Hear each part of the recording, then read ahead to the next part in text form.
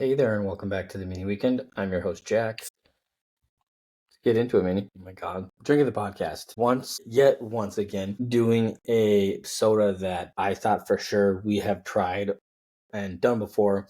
It's Northern Soda Co.'s root beer, and my God. For those, I need a minute here. I think I might have fallen in love all over again. For those that aren't new here and our usual watchers, I am a huge root beer fan. So much so that I go out of my way to find A&W root beer or 1919 root beer. It's arguably one of the best, if not the best, sodas ever created. I had my hesitations about trying this one, even though it was one that I thought we had already done, just because it's hard to have a good root beer if it's not A&W and TNT or TNT 1919. This soda tastes like 1919 root beer and A&W root beer got together and had a baby. Kind of like as an aftertaste, you get a little bit of like a cinnamon nut. Oh my God, that's amazing. Yeah, just like on all their cans, the soda was handcrafted in a small batch from real sugar, premium ingredients, and filtered water by people passionately pursuing soda pop perfection. Excuse me. If you go on their website, this is one of their, I would say, probably 4 to 6 staple flavors that they cover a lot and have available a lot. Excuse me, I'm going to try not doing that the entire podcast tonight. But yeah, if you go on, they're located right in New Brighton, right off of 30 and what's that, County Road D West. Nice little area over there. I'm bad. I know I have still not been there, but it is on my list. And now that it's nice out, I know they have kind of like a nice little walkout patio area as well. Fully intend on, whether it's by myself or with my kid, within the next month going. So watch out for Instagram and all our socials, and I will definitely be posting when we do go there. So yeah, you can also find them on their website. It's just northernsoda.com. You can order curbside pickup. You can see them in the video stories, stuff like that. You can get in touch with them. You can learn more about their sodas. Exactly, their root beer one's the first one on their flavor page, and then they always have some sweet events going on. Though it looks like they have still to post their upcoming ones, but like, let's take today. This last Sunday, they did a Northern Soda Sweet 16 Selection Sunday. You can go there and you pre-order a final 4-pack, fill out an NCAA style bracket, vote 4 flavors into the final 4, join battles, vote in person, and it's a whole ordeal at the tap room. And it's super duper exciting. So honestly, wish I would have gotten out for that. Always next year though, so go check them out. They never cease to amaze. They have so many different kind of flavors, ranging from huckleberry, mango, citrus, strawberry, some simple flavors or some over-the-top flavors which are interesting and different. 2 simple ones like the root beer, they got a cream soda, orange, cherry, citrus, Minnesota apple, lots of cool stuff. So definitely go check them out. If you've already tried them, let me know what flavors we definitely have to get on here, and let me know what flavors I've been wrong about. So I'm just going to streamline this process. This is right up there as probably one of the best, if not the best, root beers I have ever had in my 34 years of life. I'm going to go 9.6. I've always been a huge root beer fan. It's a good root beer, and I would highly recommend it if you're a root beer fan. If you're not, I would urge you to try it. And if you still don't like it, that's fine, but try it. You might fall in love just like I did tonight. So like I said, go check them out, northernsodaco.com. You can go check them out in person too. It's a beautiful time of the year to go do that. You can also find them on Facebook and Instagram as well. And then unfortunately for Tommy Town, we don't have a ton of news tonight for you. Excuse me, not a ton of news for you tonight, as most other than March Madness is coming to the end here, but the Tommies have a date set with the Minnesota State Mavericks, for the Mason Cup final. It will be played on the 30th. Oh my goodness. On the 31st at 7 p.m. Very similarly to the basketball teams, a final matchup, regardless of how this game goes. The Minnesota State Mavericks will be going. I can't remember if they're ranked or not, but by virtue of winning the CCHA they will be going. But hey, it would still be remarkable for the hockey team in their only their fourth year as a Division I program to win their conference championship, despite not being able to go to the regionals. It would still be a huge step in the right direction for that team, which is, like I said, just unbelievable. It's crazy to think that just within the school's 4-year Division I history, teams like the men's basketball team, men's and women's softball, and men's hockey team and basketball team have done, and football team even has done exceptionally well. Some of the non-conventional sports, it sounds like the cross country team is doing really good. Track's always been pretty good these last couple of years too, so it's awesome to see them making that transition. So huge, huge, huge. Congratulations to them. And then, yeah, like I said, that'll be taken plan 7 p.m. on the 21st. Yeah, the Tommies, a couple of things going into this game, are one of 4 teams in the country with 15 wins in 2025. They have won 8 regulation games in a row coming into this game. A program record. Cooper Gay and Liam Malmquist lead the CCHA with 19 goals apiece, while Malmquist also leads the CCHA with 44 points. Jake Seibel has won each of his last 12 straight games and enters the weekend with a 2.43 goals against average and a 9.24 save percentage. They have been struggling a little bit on the power play, which concerns me just a little bit. So hopefully they can use the power play to their advantage in the final to get the big win over the Mankato State Mavericks. But yeah, like I said, not a ton of other college sports things going on, like I said, other than March Madness. As a reminder, go fill out your bracket. Go to ESPN.com, hover over fantasy, click on create a new bracket, and join the mini weekend group. And like I said, last couple of years, just like pick'ems too, depending on how many people we get, will depend on how many people we pay out. Should be fun. Should be another awesome tournament. So go make those, go participate, and can't wait to see who ends up winning. And then we had 2 questions tonight that we will address, but one of them was kind of a 2-part question. So we're going to start off with that. Mr. Jimmy Chino, our friend on YouTube, commented on our live stream. So for those of you that are still looking for last minute help with your March Madness brackets, Sam Puppy and I were live on YouTube a couple nights ago, giving our picks and kind of our breakdown of a game by game analysis. And his comment down that was, March Madness, let's go. He said, hopefully you have some good day 1 picks that you like of the tourney to make that money. Give me just a second, Jimmy. And we'll get right at that. And then the second part of the question we will get to later in the podcast. But yeah, so with that, like I said, Jimmy Chino, I've had reached out about year-long betting picks. A lot of you fans have said you really enjoyed the NFL picks and want things year-round. So with that, starting this week, as long as I stay good, we will have picks for you year-round. And we have a new segment premiering tonight in just a little bit here. So without further ado, here are 4 picks that I really like in day 1 of tomorrow's tourney. First one is Creighton as a 2.5-point underdog over Louisville. For me, I think if you really look at who they beat this year and didn't beat, they lost to teams that they really should have no business losing to and never really competed with some of the upper echelon good teams. Plus, outside of Duke, the ACC was really down this year. You look at even my Tar Heels had a big statement win last night. Beside the point. On the other side of the thing, you have Creighton. That was for Louisville. Sorry. If you look at Creighton, I think they're deep, they're experienced, and their inside-outside combo I really like. Stephen Ashworth and Calvin Brennan are really going to get things going. And I just honestly have a feeling that Louisville's might be walking into this game a little bit too easy, thinking it's more of a home game than it really is. So give me Creighton plus 2.5 over Louisville. I'm actually going to step off a little bit to the side here so I can put the picks up here and have enough space for you guys to read them. Second pick, I like Clemson to cover the 7.5 points spread over McNeese. I'm just going to be completely honest with you guys. Go look at the rosters. This McNeese team, as good as they are and as gritty as they are, they're a small team. Clemson is just big, and they're going to get those rebounds, and with that, they're going to get a lot of second chance points opportunities. Plus, if you watch them as a team, they just really do a lot of really important things.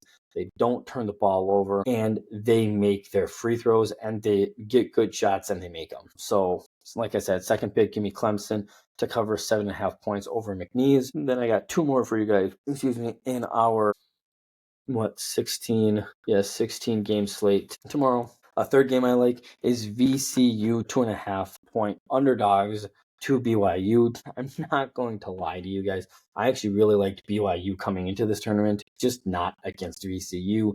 VCU not only does a great job of defending the three ball, but they do a really good job of making you come off that, running you off the 3-point line to not get good looks. And BYU really struggled against Houston the 2 times they beat them this year. Jack, why are you comparing VCU to Houston?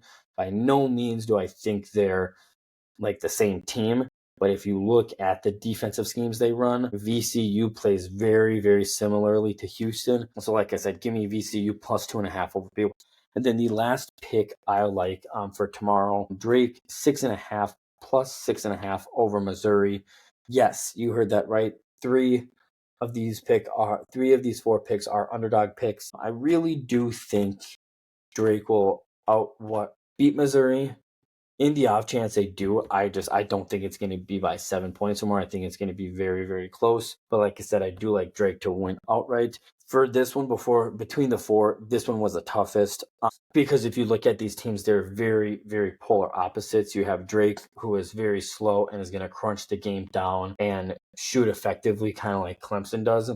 Whereas Mizzou is go, go, go, be aggressive, go attack the rim, yada, yada, yada. And I think when I really sat down and decided if I was going to use this pick or not, when I did, I kind of saw a world where the Tigers would just get very impatient with Drake trying to slow the game down and take ill-advised shots. And meanwhile, Drake's staying the course and playing its game. I think Bennett Sturtz is by far going to be the best player on the court. And like I said, I think the more I think about it, watching some of their film and watching how both these teams play, I think Drake is a more patient and a better patient team. And that is going to pay off more than it is going to be super aggressive like Mizzou does. So yeah, that's what I have for you guys is in conclusion. I got Creighton plus 2.5 points over Louisville, Clemson to cover 7.5 points over McNeese, VCU 2.5 points to cover over BYU, and then Drake to cover 6.5 points against Missouri. So that is what we have for you guys for our day 1 picks of the March Madness tournament. Now on to a new segment. So I think it was last week I told you that it has come to my attention that there is a word on the podcast that I use quite often, truthfully. And this close friend of mine that told me about this was like, you should use this as maybe a new segment where you kind of like, that's where it's dedicated just for the hot takes, bold predictions, and all that kind of stuff. And I didn't even really have to think about it. I said, that's a great idea. That's awesome. That's amazing. So getting ready for this week, I didn't really know what I wanted to use this segment for in its first time. And then we did our first live stream on Monday and it hit me. I knew what I was going to do. So on our first Truthfully segment on the Mini Weekend podcast, right now Truthfully does not have a sponsor. It will eventually, but this week's Truthfully is University of St. Thomas will make the 2025 March Madness bracket by virtue of winning the Summit League.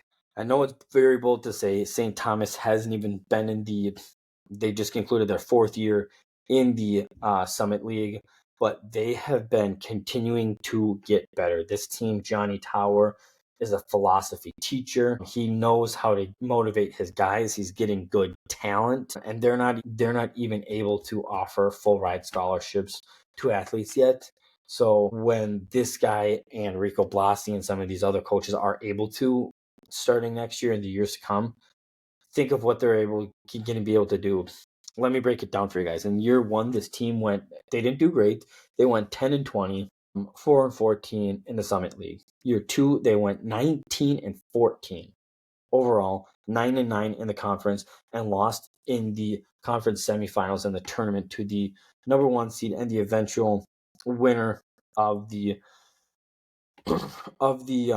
Summit League year 3 just last year. They did one game better, 20-13, and went 9-7 in Summit League play, and lost in the semis to once again the number 1 seed and the eventual representative from the Summit League in March Madness. And this year they went 24-10, 12-4 in the conference, and went all the way to the conference finals, losing to Omaha, who was in the March Madness tournament, taking on St. John's Red Storm.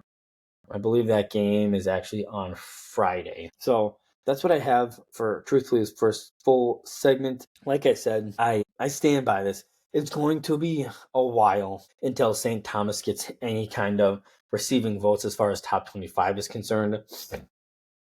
And any of that kind of shit, any national recognition they get is going to be because they're winning their tournament or their conference tournament. But this team slowly but surely will add more impressive and tougher non-conference opponents, because that's how you get better. You look at the University of Minnesota, as you look at these smaller schools, the only way to get better and to get ready for those big games is to play those teams and see how you stack up against them. If you get blown out, okay, you know that you still have some way to go. But with that, I know we talked about it briefly this couple nights ago on the live stream, but this Gopher men's basketball team, with whoever they get as their new head coach, really needs to get their shit in gear, get their poop in a group. Or I will go as far to say, in this, still within our segment here, I will go as far as say, if they don't, and if my bold prediction is true, which I firmly believe it is, that they're going to win the Summit League and go to March Madness next year,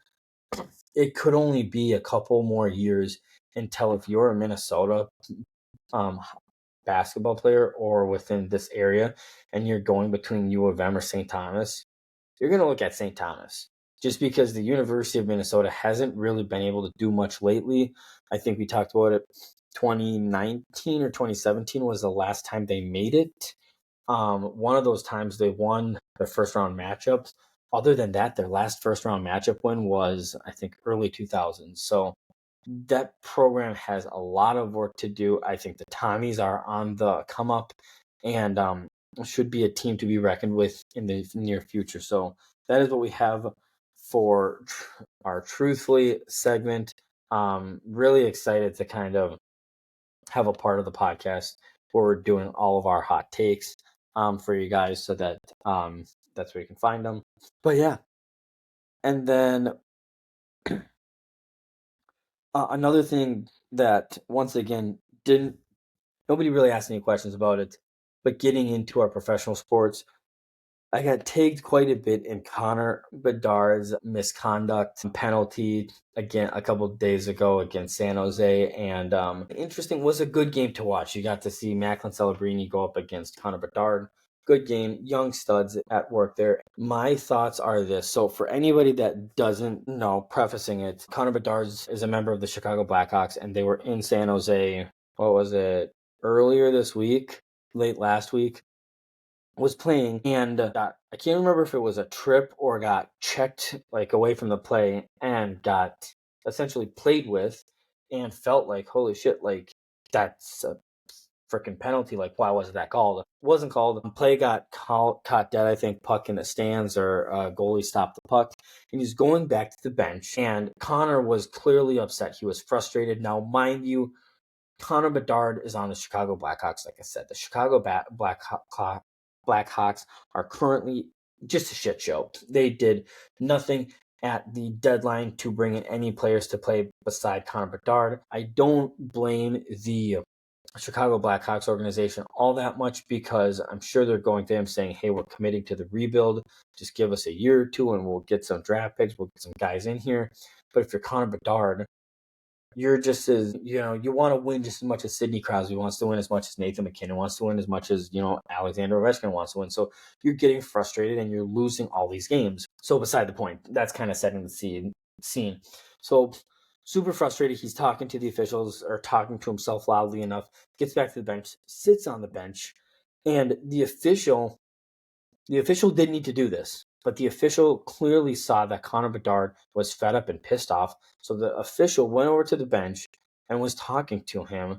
Now, I don't know what was exactly said. It was obviously pretty bad that the official that the official felt the need that, hey, 10-minute misconduct, get the fuck out of here. Sorry, get the hell out of here. But I'm guessing it was something along the lines of, fuck you, you suck. And as a rookie, you can't really talk to a ref that way.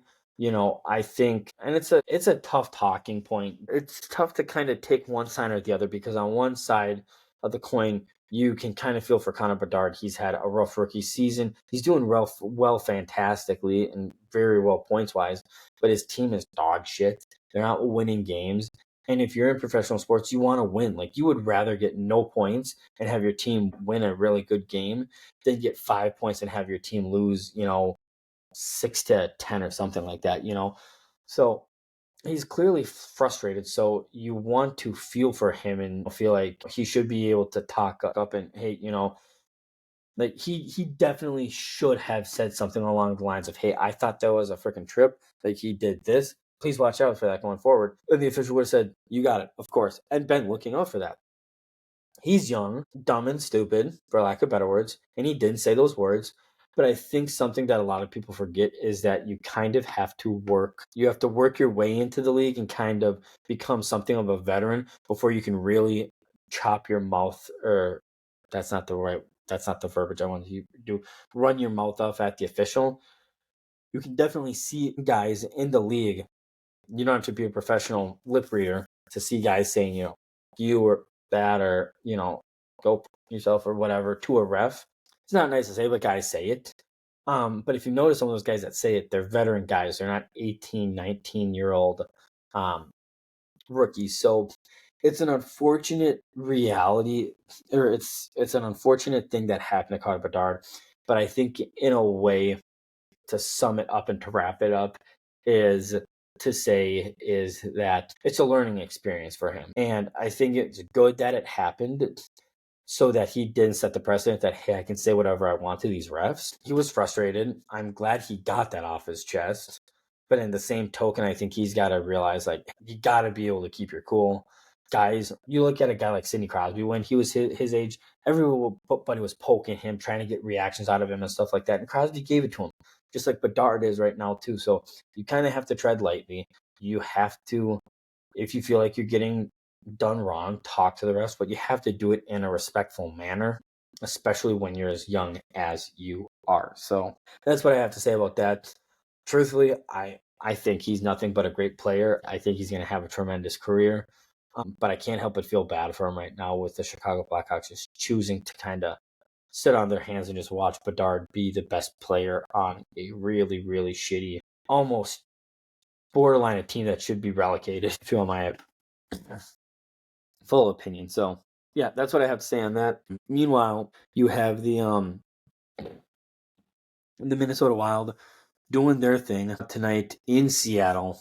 Or no, hosting Seattle, up 3-0. Really impressive. Scored, oh my gosh, I didn't realize they were all early. Scored 3 goals in the first 5 minutes of the game, which is insane. Ryan Hartman at 247, Boldy 359 into the game, and Liam Ongren 9 into the game. So really awesome. Not much else to say about the Wild when Carroll's going to get back, because I don't think anybody freaking knows. And then you have the Minnesota Timberwolves, who I'm just not going to get down this rabbit hole tonight, because we have a lot of good basketball to talk about, and I don't want to get all meh with it. But this game against the Pelicans, that's just a game. They lost tonight 115-119. That's just a game you need to have. That's a game that you need to win. I understand Zion Williamson, but that's just a game you need to have. They're the second worst team in the Western Conference. They're clearly out of it. Good for the Pelicans for playing a good game and giving the Timberwolves all they could handle. It was good enough, but the Timberwolves just need to be better if they want any chance of getting out of this play-in tournament and winning a first-round matchup. They really have to tighten things up, play better basketball, which they're fully capable of doing. They won 8 games in a row, lost 2 in a row here, and now they're on a mission to win their last 1, 2, 3, 4, 5, 6, 7, and 10, 11 games, 10, 11 games left, and solidify themselves in a good spot within the Western Conference. So yeah, that's all I'm going to say about the Wolves tonight. So then going back to part 2 of Jimmy Chino's question. So after he said March Madness, let's go. Hopefully you have some good day 1 picks of the tourney so we can make that money. But he also went on to say, also with the Vikes officially out on Rodgers, which thank the dear Lord baby Jesus, who do you like veteran wise to help out JJ? And he brings up, I love that you asked this. Thank you for your question, Jimmy. We'll put your question down here for the podcast, but I think you bring up a good point because I think it happened either early this morning or late last night where the Vikings just essentially reached back out to Aaron Rodgers and said, thanks, but no thanks. And if you read the article from ESPN.com, it goes on to say they're rolling with JJ, but still looking to bring in a veteran presence for JJ to learn under, not necessarily play behind, but learn from. The second I read that this morning, one of the first things I did was I went on to Sports Track and I looked up some of the still remaining free agent quarterbacks, and I looked up the oldest ones. So obviously the first one is Aaron Rodgers, who's a little over 41 years old, but there is a gentleman by the name of Joe Flacco, who is a little over 40, and another gentleman by the name of Case Keenum, who's a little bit over 37. And those are 2 guys that, veteran-wise, for JJ to learn under, I think would be phenomenal. And I like them, Jimmy. I like each of them for a little different of a reason. One of them you saw this year when we played the Colts, because Joe Flacco is the backup and starter for a little bit this year for the Colts. You saw after the game, and KOC and Flacco truly do have a really good relationship. So I really think with what Kevin O'Connell's trying to do, to have another guy in his ear that's not his coach, kind of, hey, look for this next time. Oh, you threw it down, make sure you check the mic, maybe like just even simple things like make sure you go up to the line and take a couple seconds, like don't rush, like, and even tell them, hey, maybe get into the habit of don't really doing anything until you get to 12 seconds on the game clock, 10. I don't know. I'm not an NFL quarterback, but I think that's why I like his Flacco's, because of his relationship with Kevin O'Connell. They were drafted in the same year. I think they're really close. Their families are still really close. But then Case Keenum, I also really like, not only because he is an older quarterback and he's got a lot that he can impart on JJ, but this is a guy that's been with our organization before.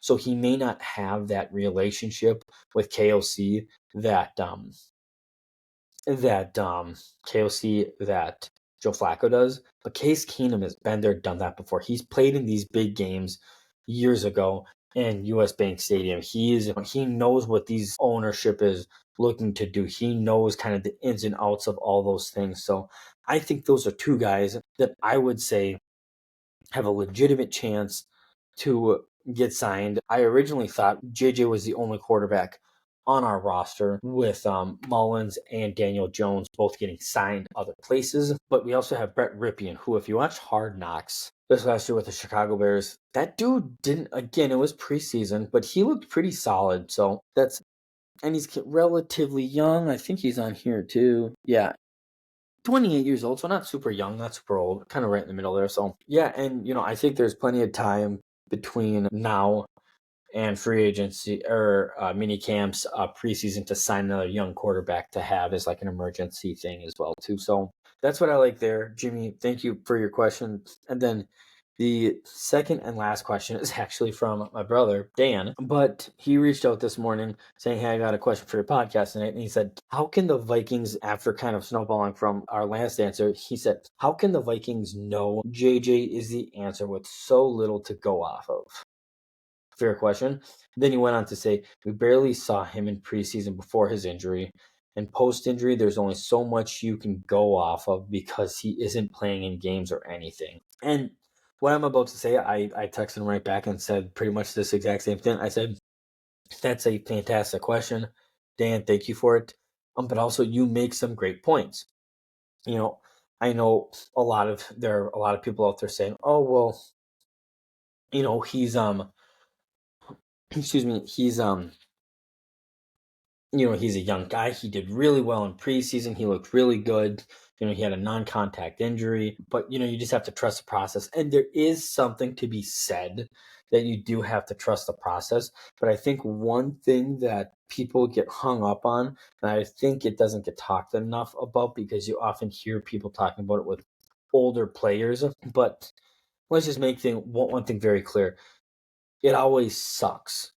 No matter who you are, no matter how old you are, no matter how young you are, it sucks to have these bad knee injuries. With that said, the consensus is if you're going to have a big surgery, a big injury like this, it is 10 times easier to come back from it as a 21, 22-year-old because your body is, operating at a different speed. There's not that wear and tear that a 41-year-old Aaron Rodgers or a 40-year-old LeBron James or a 38-year-old Steph Curry have. So that is one thing that he has going for him.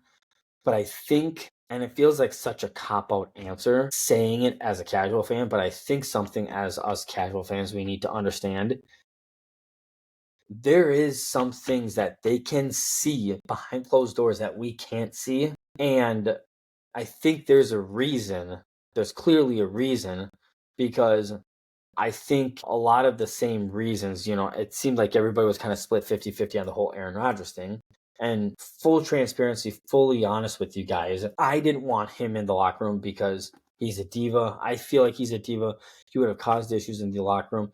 If things weren't going his way, he was going to want things to change and stuff like that. And I just wanted no part of that. He is a very smart quarterback. He's a very smart person. So it would have been nice for him to be there in a sense, but he's a very good football mind. And I think you have to remember that he still put up some of the numbers he did. So I think this organization was torn. They're like, well, he's done this in the past. What Aaron Rodgers are we going to get? And, I think you also have to be mindful, whether you like to admit it or not. There is a reason the Vikings took this guy as a with the 10th or 11th, I can't remember, 10th or 11th overall pick in spit it out, Jack. In the draft. This kid went 27-1 in his 2 years as a starting quarterback at Michigan. He lost, what was it? His high school career was even more impressive. I don't have it up here, but the kid lost in 4 years as a starter, he lost 3 total games and won, I think, 2 or 3 state championships. So this guy is a winner. I think you look at a guy like Jim Harbaugh too, who's been open about he's the best quarterback he's coached. Now, I understand a lot of people are like, well, he was on Michigan. They ran the ball a lot too.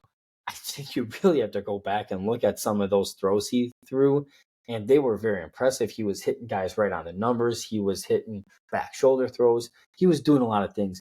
He's very young, and I think people need to realize that. But, in summary here, Dan, why can we be so confident? Once again, it's a cop-out answer, but there are things that they know and can see that we can't and we haven't yet. There have only been good updates as what he's kind of gone, how he's kind of coming back from this. There's been nothing but great things that people have been saying about his whole process. And I think, yeah, how can they know JJ is the answer with so little to go off of? He's so young. There's also, like he mentioned too, that's a lot of pressure on a rookie quarterback when we're kind of in win now or win soon mode. But again, why not JJ? Again, this guy is a winner. He has shown already in training camp, in preseason, he makes good decisions. He makes good throws. He knows when to run. He's mobile. He knows how to do all of these things. And it's going to take some time for him to hit the ground running. Very rarely do you see a guy, do well from his first snap as a rookie. But I think the sky is the limit for this kid. I think, his attitude and his work ethic and his professionalism speaks volumes of itself. But I think, again, if you hear how some of his teammates, how some of his competitors describe this guy, this is a guy that you don't want to play against. Like, I'm not kidding you. Go back and look at Washington, how they reacted to some of the questions that they got asked about JJ McCarthy.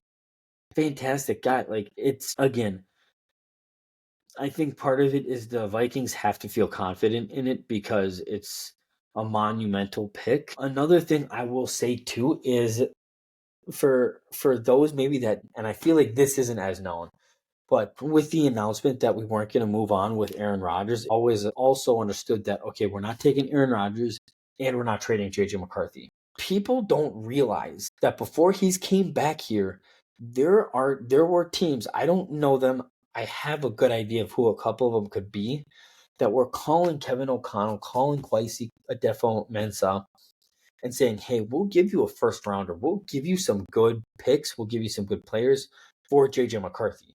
So I think if you're the Minnesota Vikings, not only are you sure of yourself, but when you're fielding calls for a rookie quarterback who's never played it down in the NFL with other teams feeling like, he's worth this, he's worth that, you feel like you got something. So again, Dan, in summary, I know it's a cop-out answer, but I think there's things behind closed doors that we haven't seen yet and that we're going to be amazed with yet.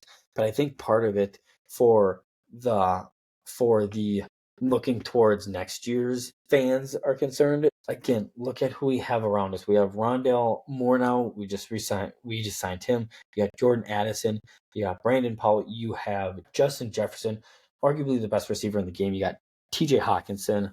And then in the backfield, Jordan Mason, Aaron Jones. You have a good defense. You don't need Tom Brady back there. So even if JJ McCarthy isn't fully ready, fully stocked, fully ready to go, he's probably going to look at least a little better than he is if he's not, because of the weapons around him. Like, this is a great a great place for him to be in, a great place for any quarterback to be, because guys like that can really make a quarterback that's maybe not making great passes make them look a lot better than they are because of the things they're able to do. Yeah, that is what we have tonight for you guys. Once again, last reminder, go finish your brackets for the March Madness Bracket Challenge. The mini weekend is the group name. You can do up to 2 brackets. And depending on how many people get in, we will be giving out some merch. So go check that out. Go make sure you do that. And then lastly, too, because it's March Madness and I love my picks that I do for you guys and everything like that, I'm not gonna make a podcast, but I will put out a TikTok with a couple of picks that I like for game 2. Day 2 of the first round, day 1 of the second round, and day 2 of the second round on TikTok and Instagram as well. So make sure you're following there. Make sure you also go to YouTube and click the subscribe button to get notified of the new episode as soon as it comes out.